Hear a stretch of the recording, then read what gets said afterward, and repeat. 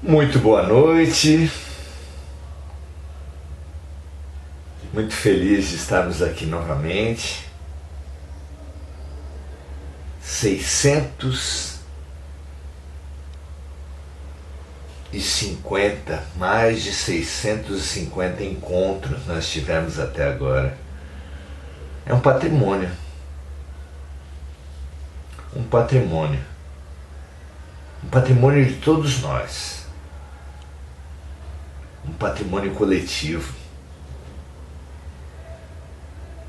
É muito interessante uma instrução que está em André Luiz, autor espiritual, uma fabulosa série que começa com o conhecidíssimo livro Nosso Lar, já filme também.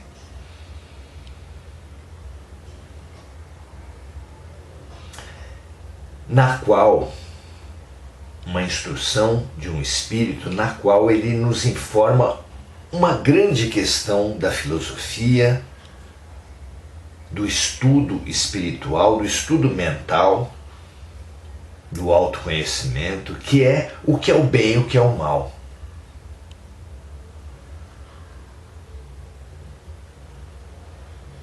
Um dos problemas de nós pensarmos o bem e o mal é que, invariavelmente, pelo menos nesse nosso estágio de desenvolvimento, nós sempre supomos estar do lado bom, do lado do bem, situando os outros do lado do mal. Jean-Paul Sartre, famoso filósofo francês, ironizava muito essa tendência ao falar: o inferno são os outros.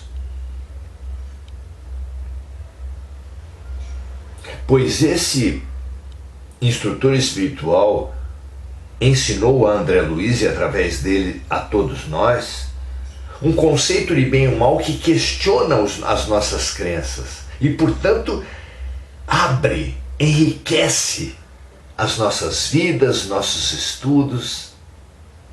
Disse ele que, deixando de lado todas as teorias, todas as teologias, ideologias, todas as pessoas, todos os seres querem apenas o bem.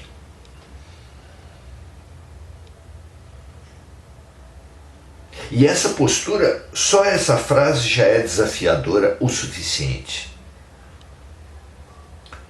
Todos os chamados santos e os chamados psicopatas, criminosos,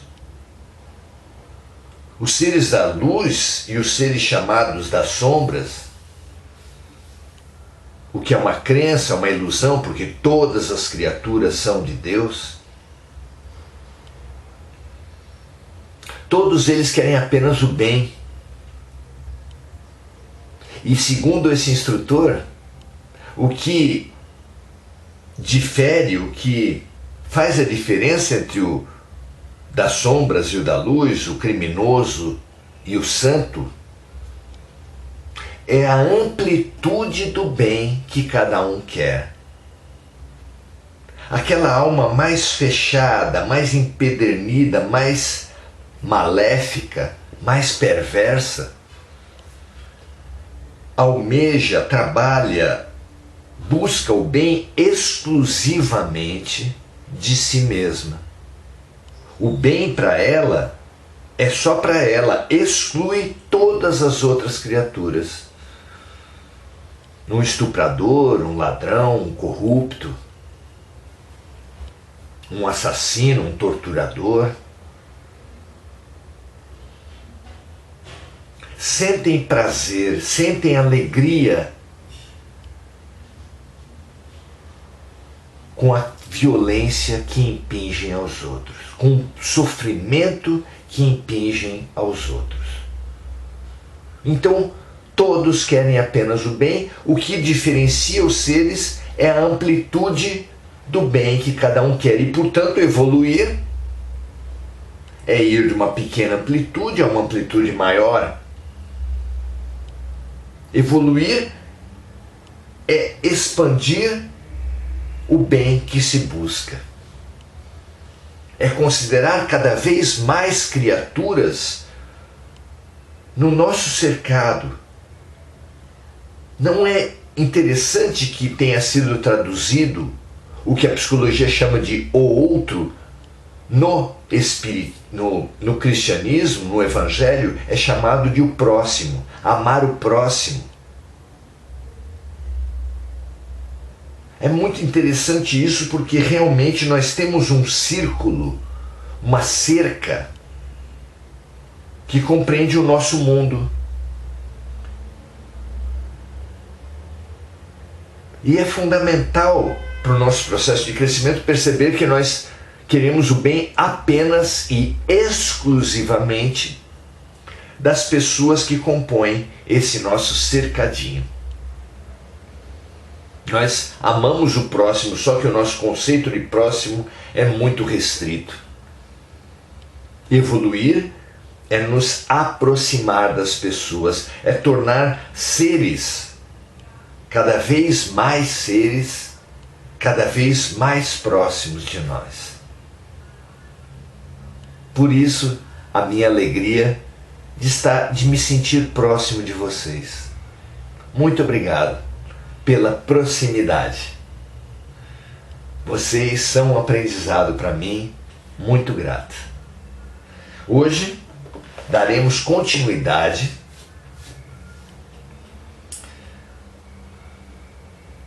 ao conhecimento, às pesquisas nossas sobre como ficam os sentidos da criatura, como ficam as sensações dos indivíduos após a morte. Nós estamos tão acostumados que as sensações são do corpo que chega a ser uma surpresa que os espíritos, sem o corpo, possam ter sensações também. E se eles têm, como é informado pelos próprios espíritos, queremos saber como são essas sensações. No encontro passado, falamos especificamente da visão. Se os espíritos precisam da luz para ver, se eles precisam transportar-se a diferentes lugares para ver o que tem lá. São as questões 246 e 247 de O Livro dos Espíritos. Hoje vamos avançar para 248, indo até 250. E vamos abranger não apenas o ver, mas o ouvir. E a partir do ver e do ouvir podemos extrapolar para todas as sensações. Vamos lá? Questão número 248 desse O Livro dos Espíritos, nosso guia, nosso material didático básico desses nossos encontros. Kardec pergunta assim: o espírito vê as coisas tão distintamente como os homens? E a resposta dos espíritos é a seguinte: vê mais distintamente. Não tanto quanto os homens, vê melhor, vê mais nítido, mais distintamente do que os homens.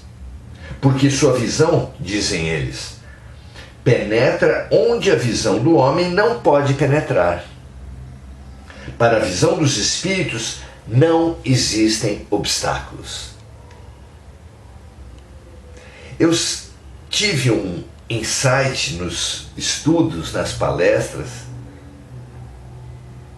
que vem sendo confirmado pela revelação de alguns espíritos.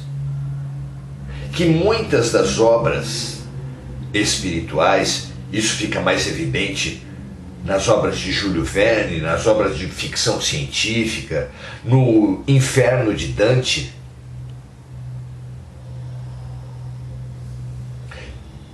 os autores são levados até outras realidades que eles vão comunicar à humanidade da Terra, e é da vivência direta no mundo espiritual que eles tiram as ficções que eles passam a nós. No Inferno de Dante é uma descrição muito aproximada da descrição que os espíritos dão do umbral das regiões trevosas do mundo espiritual. Até o livro e filme Nosso Lar são uma espécie de ficção científica, na medida em que eles falam de aparelhos, televisões pequenas disponíveis para cada um, aparelhos reduzidos que as pessoas portam nas suas roupas, nos seus bolsos, na cidade de Nosso Lar, como os nossos computadores pessoais, como os nossos aparelhos de celular. E lembrando que o livro Nosso Lar foi escrito na década de 40. Júlio Verne trouxe foguetes, trouxe diversos equipamentos que a tecnologia só veio efetivar para a Terra décadas e décadas depois. Pois bem, praticamente toda a realidade, tanto fora quanto dentro, dos espíritos são uma espécie de ficção científica, apontam para o nosso futuro. Não apenas as colônias espirituais elevadas sinalizam, falam sobre muito de como serão as nossas cidades no futuro, mas sua organização política, sua arte, sua ciência, sua filosofia são prenúncios, anúncios do futuro da humanidade.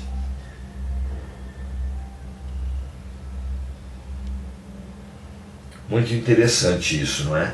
E os sentidos que os espíritos medianos e elevados possuem no mundo espiritual falam de como serão os sentidos das criaturas humanas conforme elas evoluírem.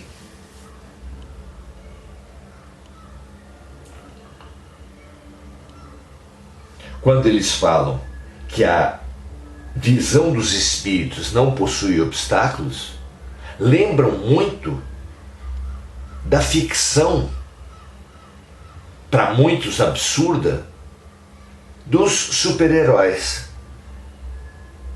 Quando você lembra-se, por exemplo, do Superman, vai saber que ele voa, que ele carrega grandes pesos, que ele tem uma visão que atravessa obstáculos, visão de raio-x. E esses dons são dons que os espíritos nos revelam ser deles também. Que os espíritos evoluídos volitam, voam, têm uma visão que atravessa os obstáculos, como eles disseram aqui. Esse é o nosso futuro, será assim que nós também veremos e lidaremos com o mundo, ganhando cada vez mais percepções, capacidades, poderes, para usar o termo dos super-heróis. Questão número 249, Kardec pergunta assim: o espírito percebe os sons? Sim, respondem os espíritos. Percebe até aqueles sons que os sentidos grosseiros do homem não podem alcançar. Essa questão dos sentidos é muito engraçada, porque cada um de nós supõe que o que nós percebemos é a verdade, é a realidade. Investigações, deficiências, porém, vão mostrando que não é assim. Nós mesmos, é clássico que quando uma pessoa está vestindo uma roupa que é meio verde, meio azul, se houver 10 pessoas à sua volta, metade delas vai falar que é verde, metade vai falar que é azul. E por quê? Porque os nossos sentidos não captam as mesmas cores. parece que a verdade visível é a mesma para todos, mas não é verdade. Tem pessoas que têm a visão em preto e branco, tem pessoas que simplesmente não percebem determinadas cores. E quando nós tivermos equipamentos, uma tecnologia mais precisa a respeito das cores, nós veremos essa realidade que cada um percebe, tem uma percepção das cores muito particular.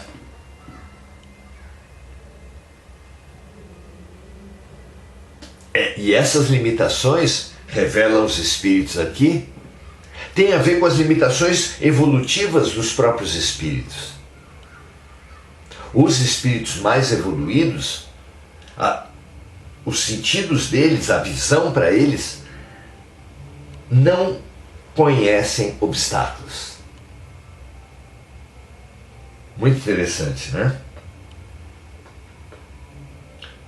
Nem a visão, nem a audição. Porque dizem os espíritos, nessa segunda pergunta, 249, que os espíritos percebem até aqueles sons que os sentidos grosseiros do homem não podem alcançar. Nas luzes, por exemplo, existem os raios ultravioleta e os infravermelhos que não são percebidos pela visão humana. Quem tem cachorros, um cachorro em casa sabe que o cachorro ouve coisas que os humanos não conseguem ouvir. E cheiram muito mais ainda. Possuem um olfato, uma audição e uma visão muito mais sensíveis do que os seres humanos, que julgam deter toda a verdade. Não é? Pergunta número 249A. É um desmembramento da anterior. Kardec pergunta assim: no espírito, a faculdade de ouvir está em todo o seu corpo espiritual, assim como a de ver? Então, nos estudos anteriores,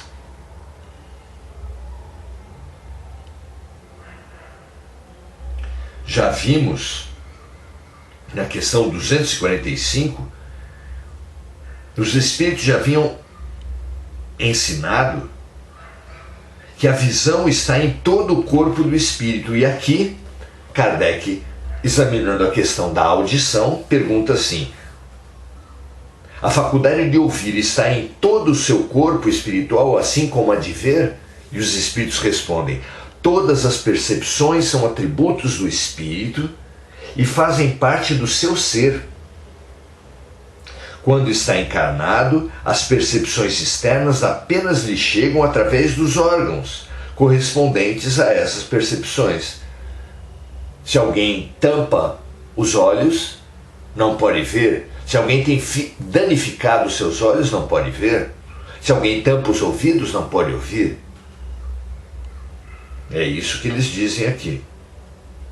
As percepções externas apenas lhe chegam através dos órgãos correspondentes a essa percepção. Entretanto, quando está desencarnado, as percepções do espírito deixam de estar localizadas.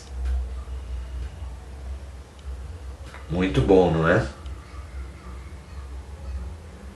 É muito comum, lembramos nós no encontro anterior, que espíritos de cegos tenham sonhos onde vêm, que espíritos de surdos tenham sonhos aonde ouvem, e assim nas outras diversas deficiências. Por quê? Porque o corpo, quando nós dormimos, fica descansando. O espírito se desdobra e, ao se desdobrar, submetido à força da mente, comumente, frequentemente, desenvolve corpos, desenvolve possibilidades para além daquelas que tinha quando ligados ao corpo. Questão 250. Sendo as percepções atributos do próprio espírito, ele pode deixar de usá-las? A resposta é assim: os espíritos elevados apenas veem e ouvem o que querem.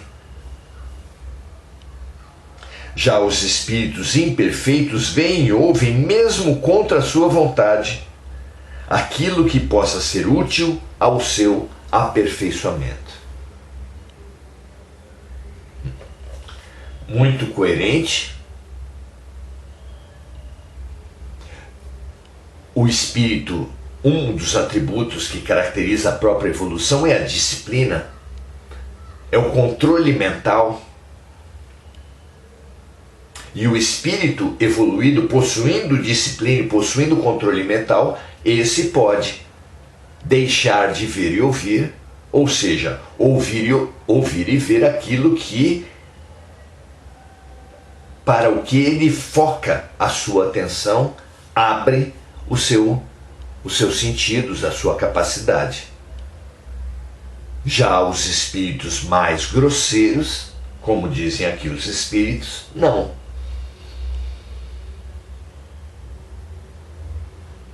E exatamente por não ter disciplina e por não ter domínio mental. Esse domínio mental é absolutamente imprescindível. Nós temos a tendência de, quanto piores são as influências do meio, se nós não temos essa disciplina, esse poder mental, seremos contaminados.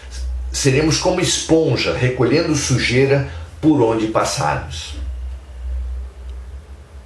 Somente os espíritos com controle mental, com disciplina, são capazes de entrar em ambientes pesados espiritualmente, com energias densas, e não se contaminarem. Manterem a sua sintonia, manterem o seu equilíbrio de uma forma que as energias, as vibrações do meio não o afetem.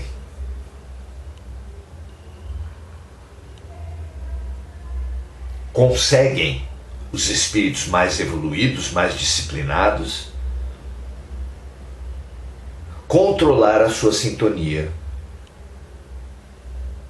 Gostamos muito da liberdade, da ideia da autonomia, da ideia do protagonismo. Mas precisamos saber que a liberdade, o protagonismo, dependem da nossa capacidade mental de sintonizarmos, de nos abrirmos, de nos relacionarmos energeticamente com quem queremos. De forma que podemos conversar com alguém desequilibrado sem nos contaminar, sem nos desequilibrar também. Podemos conversar com alguém pessimista, negativista, sem nos fazermos de alguma forma negativistas e pessimistas também. Disciplina mental, controle mental, expressos maravilhosamente na fórmula de Jesus: vigiai e orai. O espírito que atende a esse chamamento de Jesus, ele adquire essa capacidade de perceber os ambientes e elevar a sua vibração de forma a não ser marionete, a não ser contaminado pelos ambientes, especialmente pelos mais densos. Vigiai e orai para não cair em tentação, ensina Jesus, porque o espírito está pronto, mas a carne é fraca. Nossa proteção vem da disciplina mental, do controle. O que é ótimo, porque é, como toda disciplina, passível de um aprendizado. A oração é um exercício mental. A concentração é um exercício mental. A geração de energias, a sublimação de energias próprias pela oração, pela meditação, são exercícios de disciplina mental que são preciosos já aqui na Terra e vão se mostrar também muito preciosos na pátria espiritual. Que guardemos essa informação e nos dediquemos ao exercício espiritual. Lembrando que o espírito elevado, como o de André Luiz, por não ter essa prática da oração, da elevação da vibração, precisou ficar 8 anos no umbral até conseguir fazer uma oração sincera. E então pôde ser resgatado para a colônia de nosso lar. Muito bom. Aprendamos com os bons exemplos, aprendamos com os bons espíritos. Muito boa noite, Sônia Lopes. Muito bom estar com você. Que as nossas vibrações, nossa luz aqui gerada, transborde para as pessoas que você citou. Sônia Cristina Ferreira Lopes, Vitor Ferreira Lopes Siqueira. Muito boa noite, Andréa Santos, Domingos Natalo, Maria José Sobral.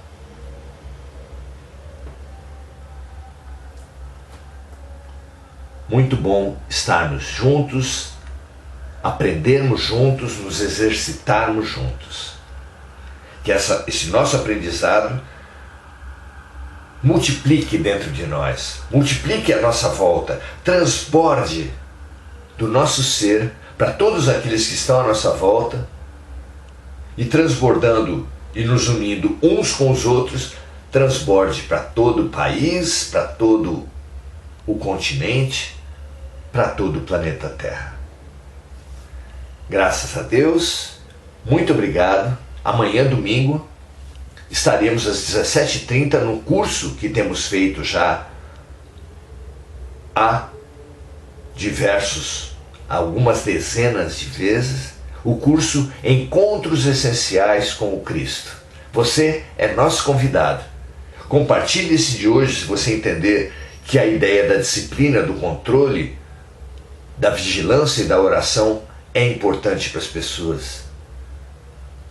Ajudemos todos os nossos amigos a passarem por todas as tensões desses nossos tempos. Eles precisam tanto quanto nós. Muita paz e muito bem, e até amanhã, 17h30, aqui mesmo. Até!